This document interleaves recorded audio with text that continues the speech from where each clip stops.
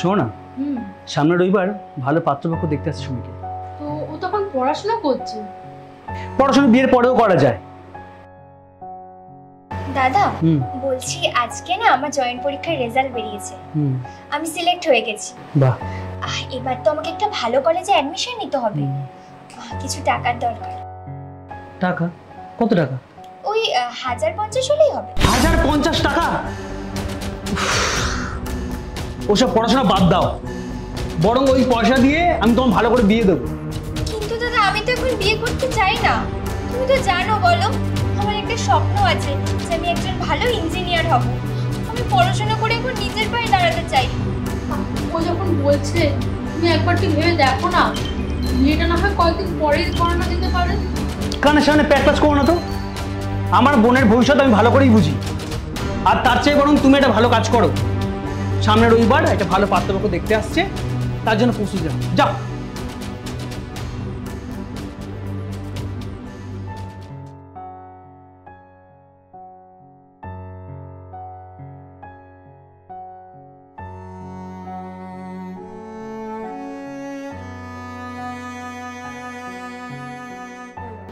শোনো না, তোমার তো একটা মাত্র বোন, সারাদিন মেয়েটা কেমন মন মারা হয়ে পড়ে আছে, তুমি কি দেখতে পাচ্ছ না? খাওয়া দাওয়াটাও ঠিক মতো করছে না।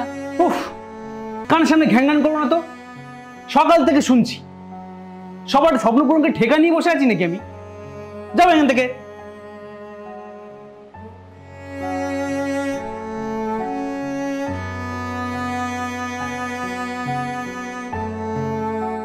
চিন্তা করিস না, আমার এই শেষ সম্বল, এই গয়না কটা তুই রাখ, এতে তোর পড়াশোনার খরচা হয়েও বেশি হয়ে যাবে। না না বৌদি, আমি এটা নিতে পারবো না। তুমি এটা তোমার কাছেই রাখো। আমাদের মতো মেয়েদের স্বপ্ন হয়তো কখনো পূরণই হয় না, কিন্তু আমি তোমার শেষ সম্বল নিতে পারবো না।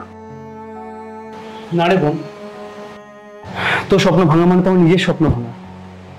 এই ছোট্ট ব্যাপারটা আমি আগে বুঝতে পারিনি।